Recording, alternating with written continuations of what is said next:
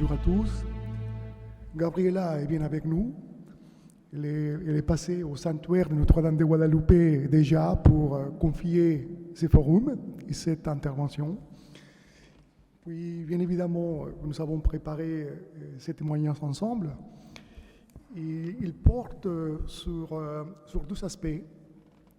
Donc, premièrement, Gabriela, je vais parler dans cette première partie à la troisième personne. Elle souhaiterait vous partager certains points de l'encyclique Foi et Raison qui l'ont profondément interpellée et qui ont un rapport avec quelques aspects de sa vie. Puis, après, je vous partagerai comment cet ajustement entre la foi et la raison a évolué en moi, dans ma vie, pour ne plus être en opposition. Donc, voici les points développés par Gabriela. Tout d'abord, sur les deux ordres de connaissances. L'une est la raison naturelle et l'autre est la foi divine. Jean-Paul II nous dit, outre les vérités que la raison naturelle peut attendre, nous sommes proposés à croire les mystères cachés en Dieu, qui ne peuvent être connus s'ils ne sont divinement révélés. Puis, dans le livre de la sagesse, chapitre 9, verset 11, nous lisons « Heureux l'homme qui médite sur la sagesse et qui raisonne avec intelligence, qui réfléchit dans son cœur sur les voies de la sagesse et qui s'applique à ses secrets. » Dans de multiples citations bibliques, nous trouvons le cœur comme le siège de la sagesse, donc le cœur de l'homme, et de la connaissance de l'esprit, et la raison comme le fruit du travail de l'intelligence. Donc il y a une complémentarité entre la foi et la raison, le corps et l'esprit. Grâce à l'intelligence, la possibilité de puiser l'eau profonde de la connaissance est donnée à tous, croyants comme non croyants, nous lisons dans Proverbe 20 au verset 5. Mais la vérité que la révélation nous fait n'est pas le point culminant de la pensée élaborée par la raison. Cette vérité, elle se présente gratuitement et engendre une réflexion. Elle demande d'être accueillie comme une expression d'amour. Pour les hommes des sciences, nous pouvons citer 3 hommes savants français, Blaise Pascal, Louis Pasteur ou encore André-Marie Ampère. La science et la philosophie s'articulent de manière naturelle. Voici quelques citations. Nous connaissons la vérité non seulement par la raison, mais encore par le cœur. C'est de cette dernière sorte que nous connaissons les premiers principes. C'est Blaise Pascal qui l'a dit. La dernière démarche de la raison est de reconnaître qu'il y a une infinité de choses qui la surpassent. Elle n'est que faible si elle ne va jusqu'à connaître cela. Encore Pascal. Puis, elle voudrait aborder la connaissance par l'émerveillement qui nous conduit jusqu'à sa source. Les connaissances fondamentales découlent de l'émerveillement suscité par la contemplation de la création. L'être humain est frappé d'admiration en découvrant qu'il est inséré dans le monde, en relation avec d'autres êtres. Là commence le parcours qui les conduira ensuite à la découverte nouvelle d'horizons de connaissances. Nous lisons dans l'encyclique de Jean-Paul II. Depuis le début de ses études d'ingénieur, il est ingénieur chimiste, la nature et le corps humain l'ont toujours émerveillé par la perfection de la création, leur complexité et leur parfaite harmonie. Elle s'est intéressée par l'infiniment petit, les atomes et les molécules. Les mécanismes l'ont fasciné, mais plus on va vers l'infiniment petit, plus on perd la vue d'ensemble. Puis, plus tard dans sa vie, en découvrant les œuvres de saint Hildegard de Bingen, proclamé docteur de l'Église par Benoît XVI en mai 2002, elle a compris alors que c'est uniquement grâce à la révélation qu'elle a reçu la lumière pour comprendre comment soigner les maladies avec les plantes et les minéraux, comprendre également les propriétés de chaque élément en lien avec la partie du corps concernée, chaque possible maladie, ainsi que les vices et vertus, les émotions et les tempéraments. Elle comprend alors que seulement une œuvre divine peut atteindre cette ampleur. Saint Hildegard commence à écrire son premier ouvrage à l'âge de 43 ans et a terminé le dernier à 75, peu de temps avant sa mort. Elle a réalisé un total de 5 livres, 7 petits traités et 70 œuvres musicales. Elle écrit dans ses ouvrages « Dieu se révèle à nous, il nous révèle son œuvre et ses mystères. Il faut les accueillir, ce qui suppose de croire. La raison fait le traitement, réfléchir, adapter, préparer, extraire. » La raison doit respecter 3 règles fondamentales de la sagesse. Tenir compte du fait que la connaissance de l'homme est un schéma qui n'a aucun répit. Avoir connaissance que l'on ne peut s'engager sur une telle route avec l'orgueil de celui qui pense que tout était le fruit d'une conquête personnelle. Fondée sur la crainte de Dieu, la raison doit reconnaître sa souveraine transcendance et en même temps son amour prévoyant dans le gouvernement du monde. La foi nous engage dans un schéma de liberté qui nous amène sans obstacle à la vérité.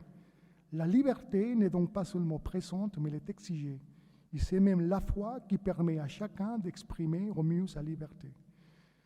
Nous lisons dans l'encyclique Jean-Paul II à nouveau. Autrement dit, l'homme sait reconnaître sa route à la lumière de la raison, mais il peut la parcourir rapidement, sans obstacle, jusqu'à la fin, si, avec certitude, s'il situe sa recherche dans la perspective de la foi. Nous ne pouvons pas prétendre, à cause de nos limites, vouloir comprendre la largeur et la profondeur de l'œuvre de Dieu. La créature, étant comme un petit récipient, ne peut pas contenir l'immensité du mystère. Nous pouvons cependant nous plonger dans ce vaste océan pour être immergés, ceci, enveloppés dans celui qui est la plénitude de la vérité. Nous pouvons aussi nous poser la question, quels sont les obstacles à la connaissance de la vérité? Nous lisons encore une sagesse, chapitre 13, verset 5. Car à travers la grandeur et la beauté des créatures, on peut contempler par analogie leur auteur. Si l'homme ne parvient pas par son intelligence à reconnaître Dieu créateur de toutes choses, cela est dû principalement par les obstacles de sa libre volonté et sa condition de pécheur. Selon l'apôtre Saint Paul, dans le projet originel de la création était prévue la capacité de la raison d'atteindre l'origine même de toutes choses, le Créateur. À la suite de la désobéissance par laquelle l'homme a choisi de se placer lui-même en pleine et absolue autonomie par rapport à celui qui l'avait créé, la possibilité de remonter facilement à Dieu créateur a disparu. L'arbre de la connaissance du bien et du mal, le symbole est clair. L'homme n'était pas en mesure de discerner et de décider par lui-même ce qui était bien et ce qui était mal, mais il devait se référer à un principe supérieur. L'aveuglement d'orgueil donna à nos premiers parents l'illusion d'être souverains et autonomes et de pouvoir faire abstraction de la connaissance qui vient de Dieu. Cette désobéissance originelle a infligé à la raison des blessures qui allaient alors l'entraver sur les chemins vers la pleine vérité. Désormais, la capacité humaine de connaître la vérité était obscurcie par l'aversion envers celui qui est la source et l'origine de la vérité. L'homme qui veut connaître la vérité par la raison doit être éclairé par la foi afin de découvrir l'essence profonde de toutes choses, en particulier de sa propre existence.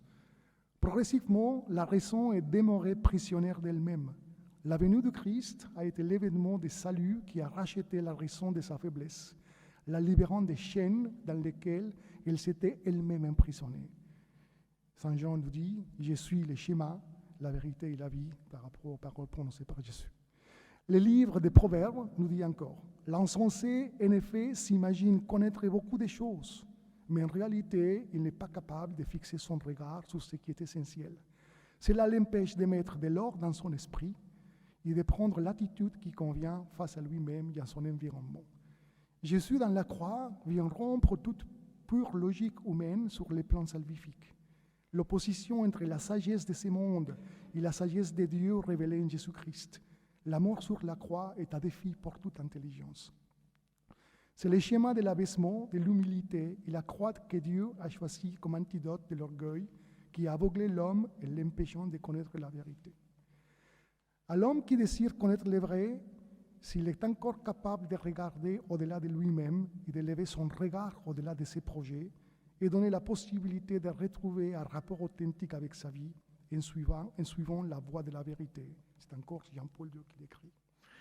Et puis, nous lisons aussi dans l'encyclique Redemptor Hominis, écrit par Jean-Paul II, « L'homme d'aujourd'hui semble toujours menacé par ce qu'il fabrique, c'est-à-dire par les résultats du travail de ses mains, et plus encore du travail de son intelligence, des tendances de sa volonté.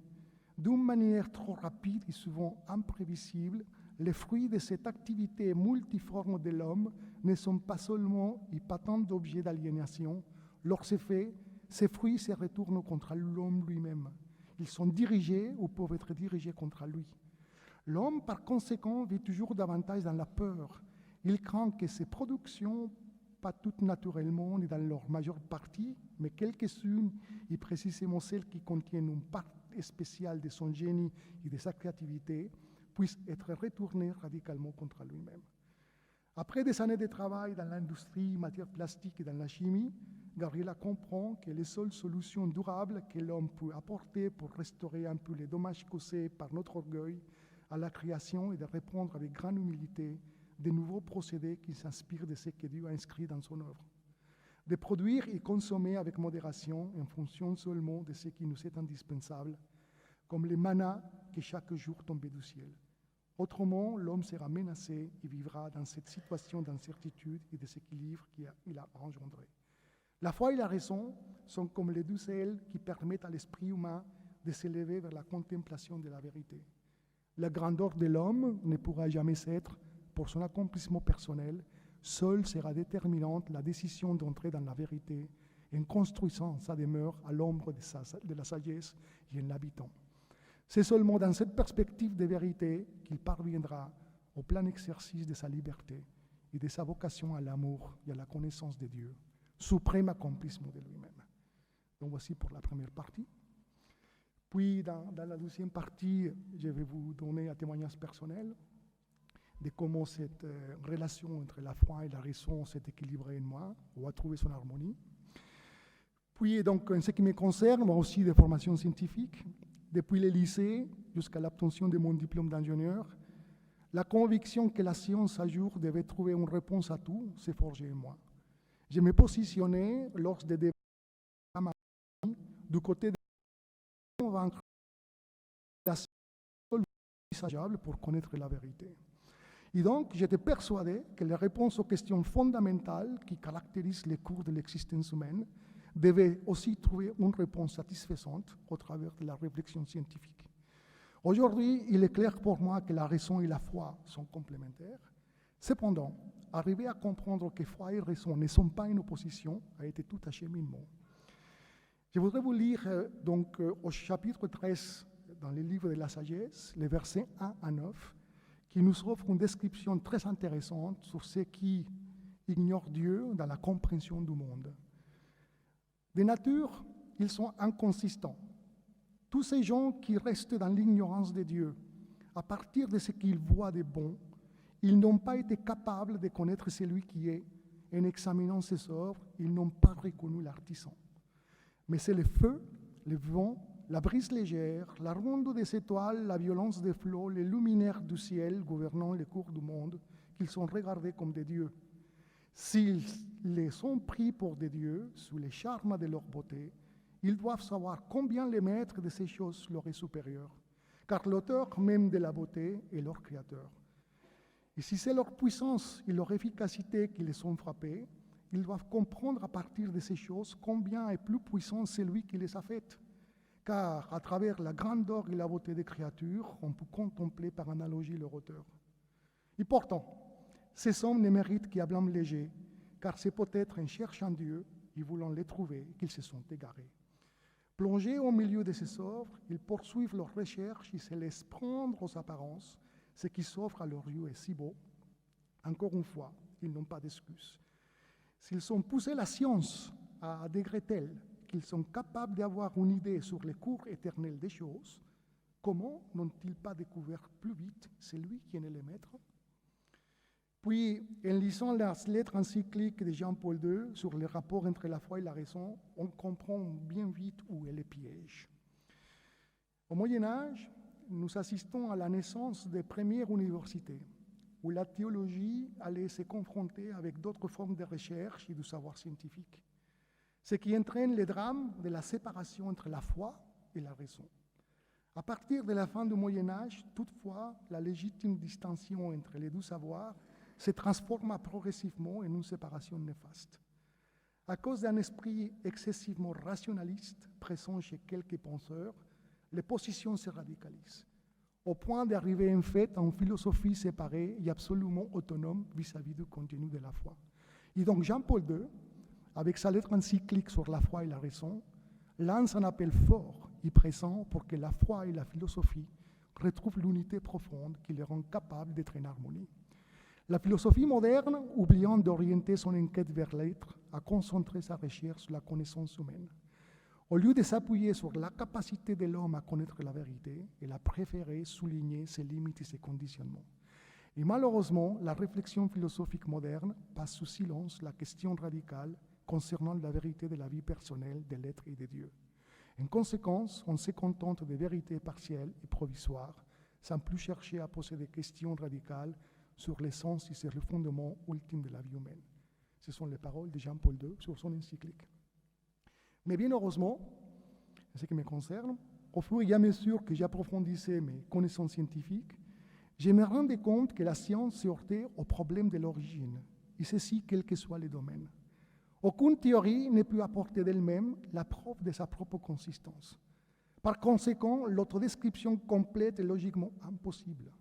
Quelles que soient les avancées scientifiques, il y aura toujours quelque chose qui échappe et qui est de l'ordre de l'origine, ce qui est appelé de nos jours le problème de l'incomplétude. Puis, la providence qui fait bien les choses va nous permettre de vivre une expérience spirituelle très forte, grâce à laquelle j'avais fortement progressé dans les schémas de la foi. Après notre mariage au Mexique, nous venons habiter en France, et lors des pèlerinages à Lourdes, c'est le grand déclic pour moi. Des malades qui viennent voir la Sainte Vierge, et puis le nombre de guérisons inexplicables, ainsi que le nombre de miracles constatés et validés du point de vue scientifique. La science ne peut pas avoir la réponse à tout. Revenons à nouveau sur la lettre encyclique de Jean-Paul II, et arrêtons-nous sur les passages où il nous dit « Dans la vie d'un homme, les vérités simplement crues demeurent beaucoup plus nombreuses que celles qu'il acquiert par sa vérification personnelle. Et donc l'homme, être qui cherche la vérité, est aussi celui qui vit des croyances et dans cet acte de croire, il se fie aux connaissances acquises par d'autres personnes. Il en résulte que l'homme recherche d'une part la vérité, mais aussi une personne à qui faire confiance. Et donc Gabriela était bien évidemment pour moi cette personne à qui faire confiance. Depuis ce voyage à Lourdes, les penchants de la foi commencent à prendre beaucoup plus de force en moi. Gabriela était à des années de lumière devant moi par rapport à la foi, et grâce à elle, à ses prières, ses encouragements et à ses grands déclics à Lourdes, la ratio foi et raison commence à trouver son équilibre en moi. D'autres aspects vont faire avancer le capital foi dans mon esprit. Il s'agit du rôle de la science, qui par ses découvertes nous apporte une connaissance croissante de l'univers dans son ensemble. Les schémas parcourus depuis un siècle ne cessent de nous impressionner. Les scientifiques avaient conscience que la quête de la vérité, même si elle concerne la réalité finie du monde ou de l'homme, est sans fin, mais renvoie toujours à quelque chose de plus élevé que l'objet d'étude immédiat, vers des questions qui donnent accès au mystère. Et à manière d'exemple, citons les témoignages des scientifiques, surtout de ceux qui se sont convertis grâce à la science.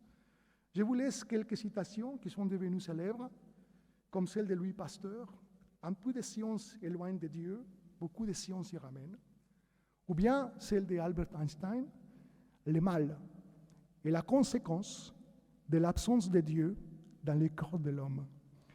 Et puis celle d'un scientifique qui était athée, qui s'est converti au christianisme, Francis Collins, qui dans son livre « De la génétique à Dieu », publié en 2007, nous dit « J'ai trouvé qu'il y a une merveilleuse harmonie dans les vérités complémentaires de la science et de la foi. Le Dieu de la Bible est aussi le Dieu du génome. Dieu peut être trouvé dans la cathédrale ou un laboratoire. En enquêtant sur la création majestueuse et stupéfiante de Dieu, la science peut effectivement être un moyen de culte. » Collins, qui est le directeur de l'Institut national de la santé aux États-Unis, a réalisé d'importantes découvertes concernant les gènes et s'est beaucoup impliqué dans les projets du génome humain. Son livre, De la génétique à Dieu, nous parle justement de l'intersection entre la science et la foi, où Collins décrit comment il s'est converti de l'athéisme au christianisme, comment il a passé d'un athéisme virulent à une foi profonde, au fur et à mesure de son action avec les malades et les mourants, mais aussi au cours de ses découvertes du génome humain, comme il l'appelle le langage de Dieu. Collins a dirigé l'un des plus grands projets scientifiques de tous les temps, le décryptage du génome humain, explique pourquoi l'évolution de l'univers et de la vie est compatible avec la foi chrétienne. Quelques mots à nouveau sur la lettre de Jean-Paul II. L'harmonie fondamentale de la connaissance philosophique et de la connaissance de la foi s'appuie sur le fait que la foi demande que son objet soit compris avec l'aide de la raison. La raison, au sommet de sa recherche, admet comme nécessaire ce que présente la foi. Nous ne pouvons pas, bien évidemment, ne pas parler de Thomas d'Aquin quand on parle de la foi et la raison. Donc Thomas d'Aquin met en avant que foi et raison ne sont pas opposés, mais se complètent et s'harmonisent. Plus radicalement, Thomas reconnaît que la philosophie peut contribuer à la compréhension de la révélation divine. La foi ne craint donc pas la raison, mais la recherche. Ainsi, la foi perfectionne la raison. En effet, la foi est en quelque sorte un exercice de la pensée. Parmi les grandes intuitions de saint Thomas, il y a également celle qui concerne le rôle joué par l'Esprit Saint pour faire mourir la connaissance humaine en vraie sagesse. L'Église demeure en effet profondément convaincue que la foi et la raison s'aident mutuellement, exerçant l'une à l'égard de l'autre une fonction de cri purificateur ou bien de stimulant pour avancer dans la recherche de l'approfondissement, on nous dit encore Jean-Paul. Un autre aspect qui va jouer un rôle très important dans mon cheminement pour comprendre la complémentarité entre la foi et la raison est bien évidemment lié à une rencontre providentielle, la rencontre avec Jean-Pierre Roussel, qui va nous mettre en route pour étudier les apparitions de Notre-Dame de Guadalupe. Il ne pouvait pas manquer. Donc, aboutissant à l'édition de notre livre. En fait, l'étude du vaste ensemble d'éléments scientifiques, historiques et religieux qui constituent cet événement guadeloupéen va nous permettre de témoigner sur cette vérité de Guadeloupe, un événement qui s'est produit dans l'histoire de l'homme en 1531, qui ne finit pas de nous étonner. Comprendre que cet événement représente un des miracles les plus surprenants et durables de la Vierge Marie, qui nous a laissé son image miraculeuse, a joué un rôle majeur pour constater comment la Vierge Marie nous montre qu'à Guadeloupe, comme dans d'autres lieux saints, la science n'est pas étrangère aux apparitions de la Vierge, et plus globalement aux faits religieux chrétiens. En effet, dans l'approfondissement de toutes les diverses études scientifiques qui ont montré l'étonnante actualité de l'image dans des domaines très variés, cette image atemporelle, intacte, incorruptible, nous révèle ses secrets et nous guide vers une nouvelle évangélisation. Jean-Paul II l'appellera donc étoile de la première évangélisation et de la nouvelle évangélisation. Celle de la conversion de l'intelligence, donc une nouvelle évangélisation, celle de la conversion de l'intelligence. Par conséquent, le message de Guadeloupe transcende les limites de la raison pour terminer dans le domaine de la foi.